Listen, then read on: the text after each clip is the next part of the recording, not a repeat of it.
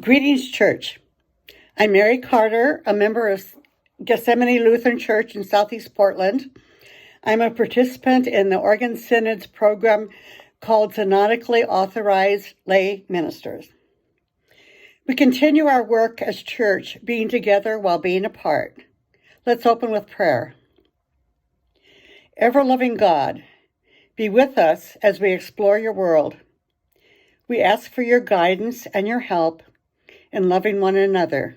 In Jesus' name, amen. This week's scripture is from John, chapter 1, verses 43 to 51. It describes when Jesus calls Philip and Nathanael. The next day, Jesus decided to leave for Galilee. Finding Philip, he said to him, "Follow me." Philip, like Andrew and Peter, was from the town of Bethsaida. Philip found Nathanael and told him, "We have found the one Moses wrote about in the law, and about whom the prophets also wrote, Jesus of Nazareth, the son of Joseph." "Nazareth, can anything good come from there?" Nathanael asked. "Come and see," said Philip. When Jesus saw Nathanael approaching, he said to him, "Here truly is an Israelite in whom there is no deceit." "How do you know me?" Nathanael asked. Jesus answered, "I saw you while you were still under the fig tree before Philip called you." Then Nathanael declared, "Rabbi, you are the Son of God. You are the King of Israel."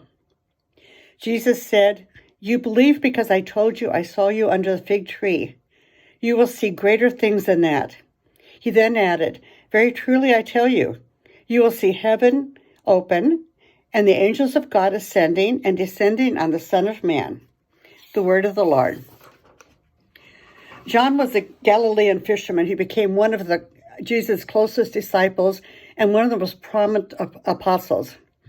He used a lot of symbolic language, including the I am statements that he attributed to Jesus. I am the bread of life. I am the truth. I am the life.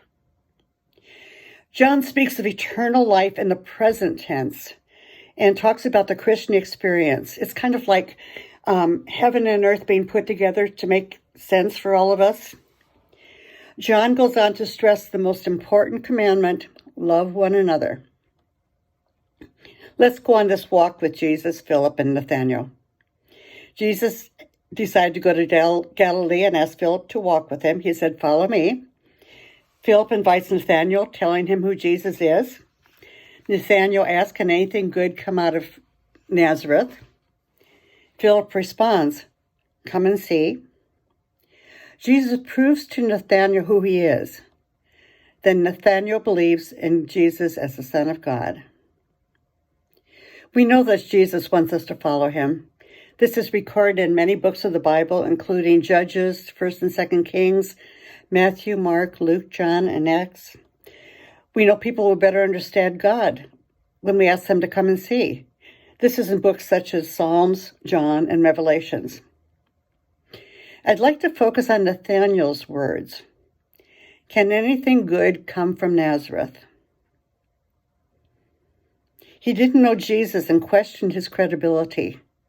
Can anything good come from Nazareth? Let's think about that for a moment. We often question things that we don't know.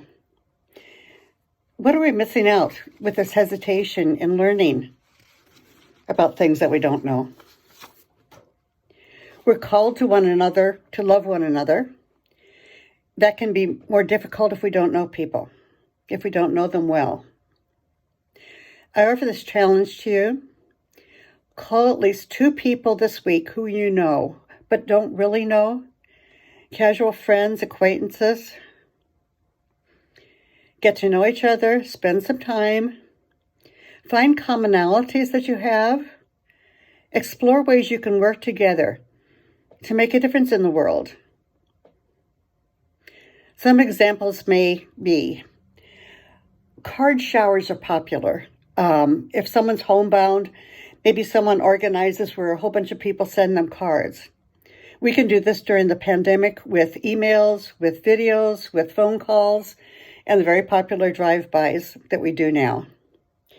Portsmouth Union Church in North Portland in the St. John's area had some surplus land. Under the guidance of their pastors, Jules and Andy, they have broken ground to start having this affordable housing built. They worked together. They got to know each other.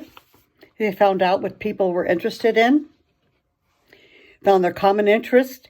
They did a lot of networking, organizing, and just working together towards their common goal. They made it happen. In some neighborhoods, playgrounds can be built.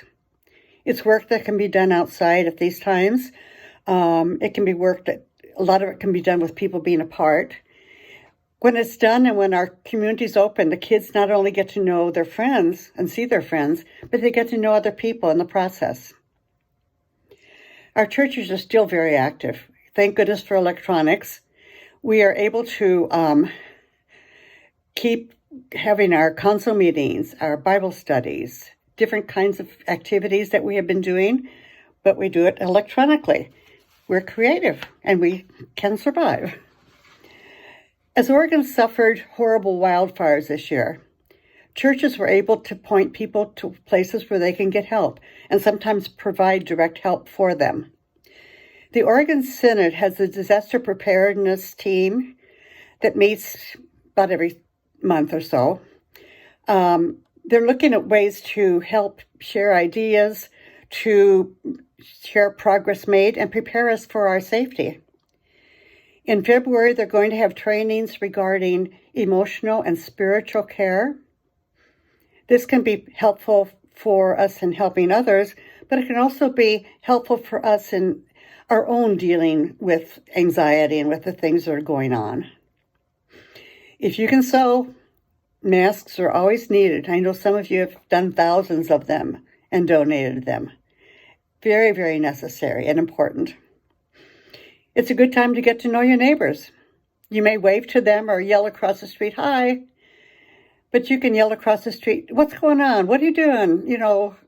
What kind of things would you like to see happening in our neighborhood?" So many possibilities. Bishop Lori has asked us to come back better. That is, come back better. We've been through a lot. We've survived. We've done quite well. And let's look at ways that it can help us improve our doing of God's work together.